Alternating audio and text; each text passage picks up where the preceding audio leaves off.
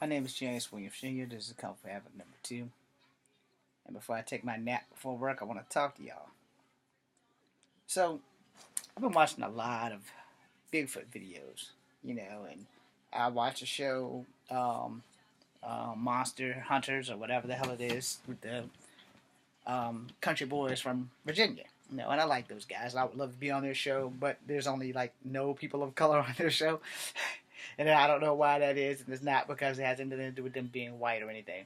I guess a lot of people of color aren't going to be traipsing through the woods in the middle of the night with a whole bunch of white fellas with rifles trying to find a mythical creature that probably does or does not exist. I want to, hell, I want to address that for the simple fact that being that I'm part Native American, and depending on tribally and who you talk to or what you talk to, technically, Bigfoot is not supposed to be a bad guy. Now, there is a Sasquatch movie coming out. I don't know if it's going to be mainstream. I don't know if it was like a fan-made thing. I don't know if it was a joke.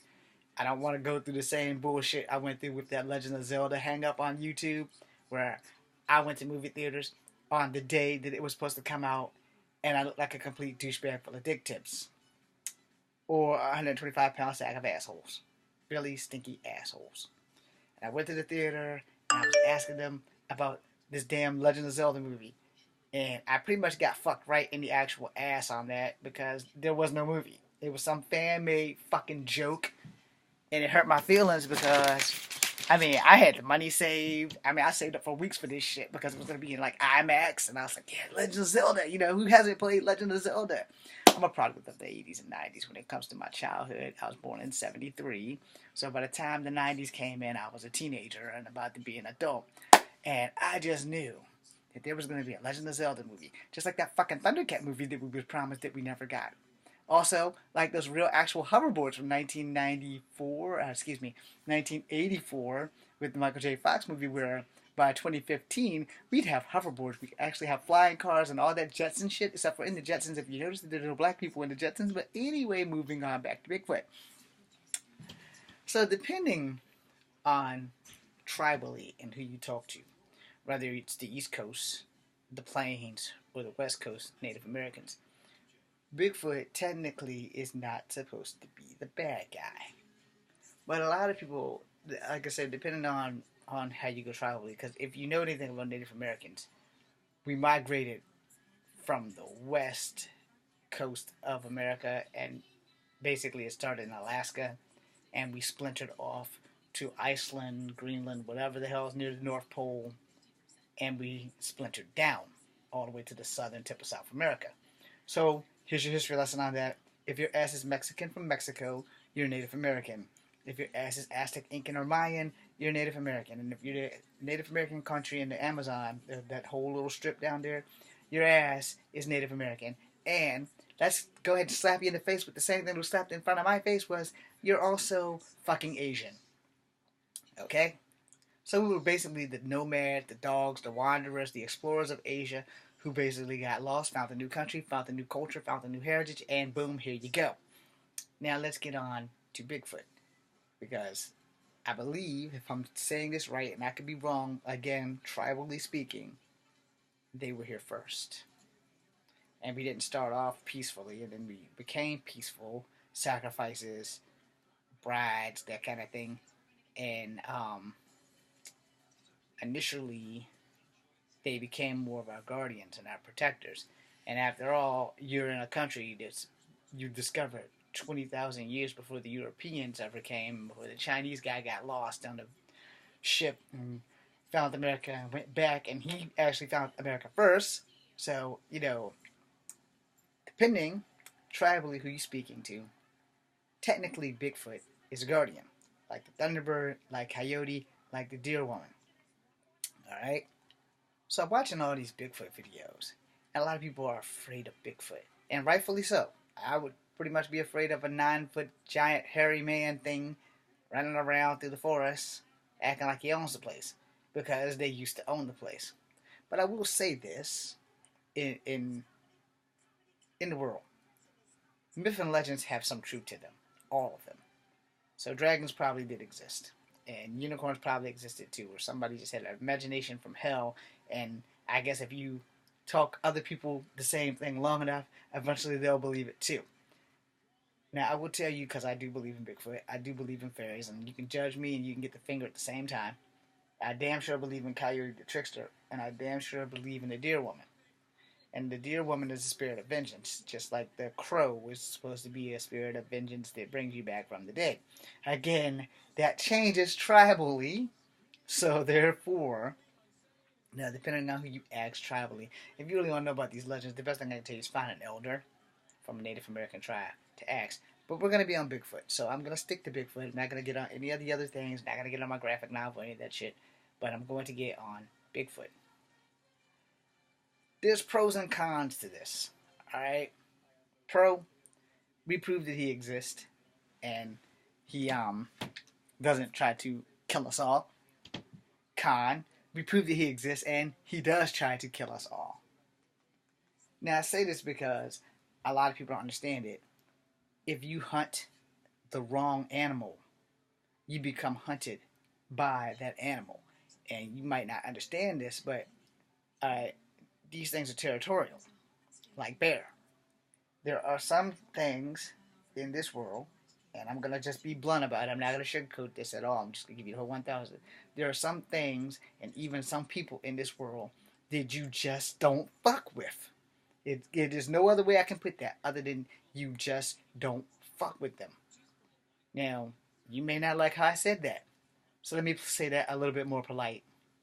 There are some people in this world and some things that you just don't fuck with.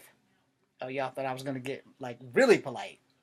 No, there's no other way to put it other than you just don't fuck with them. Alright? It's kind of like, if you know someone has a reputation for fighting, it's pretty much a bad idea for you to go and start a fight with someone, especially if you yourself do not know how to fight. That has, I'm going to the hospital written all over it. Alright? Now, the thing that people don't understand is that, you know, you don't poke a sleeping bear with a stick, because it may set the fuck up and tear your ass a new one. Now, here's the thing about Bigfoot. Alright? We got this creature who people think it's a man or a beast or a man-ape or the missing link or whatever. So I'm going to tell you my perspective on that. Because of my Native American heritage, I'm going to tell this to everybody out there. I know it's great TV and all that. But honestly, probably want to leave him alone. No, if y'all prove that he exists, you probably want to leave him alone. Because the repercussions of if there's more than one, and if he's been spotted all over the world, which generally means either he's really fucking moving, or there's more than one, and we have not touched the surface. If this thing has supernatural powers, or if it can do the predator thing and camouflage clearly so that you can't see it, because you know what they say, just because you don't see it doesn't mean it's not there. Or if a tree's in the forest and no one is there to hear it fall, does it make a sound? You know, that kind of thing. So my advice is simple. You probably don't want to keep fucking poking this bear with a stick, because sooner or later he's gonna swing around and bite your fucking head off. Yo, I don't have anything against Bigfoot. I do not want to encounter a Bigfoot. I also know that my luck is just that bad, because me and a bunch of friends can go out and I would be the one person, even though I don't step off the trail, even though I don't get lost, I would be the one person that will stumble up on Bigfoot. Everybody else be done walk right past him, and I'd be done tripped or something and landed right fucking in front of him.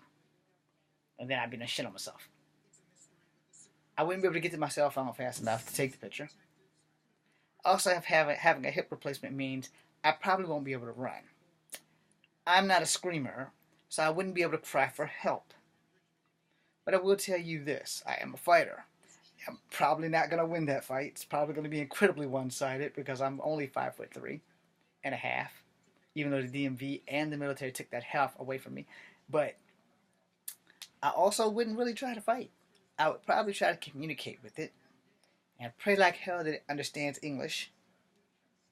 And then I will walk away slowly, back from down the trail in which I came. Now, no matter how far up the trail my friends are, if there's a Bigfoot between me and them, I'm not going to try to put them in immediate danger.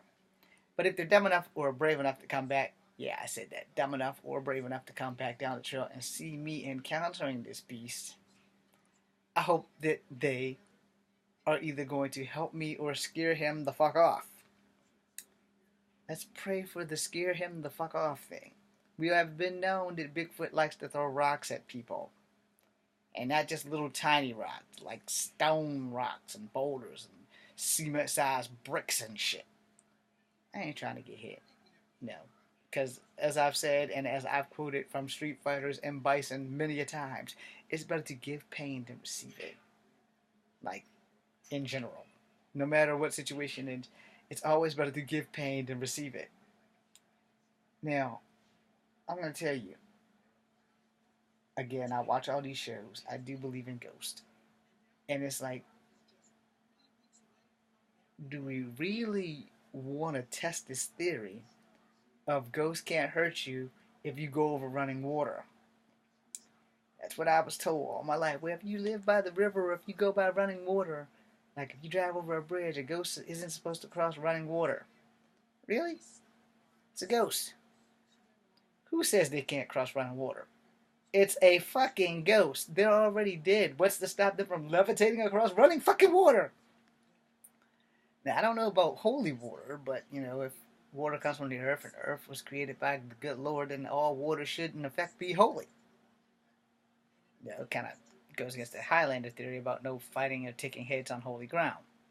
Which, again, if the earth was created by God, then all of the ground is fucking holy. Don't ask me how this works. Anyway, don't try to logicalize the Highlander around Bigfoot. I will say this with the utmost respect to Bigfoot hunters, or if you're hunting supernatural creatures to begin with.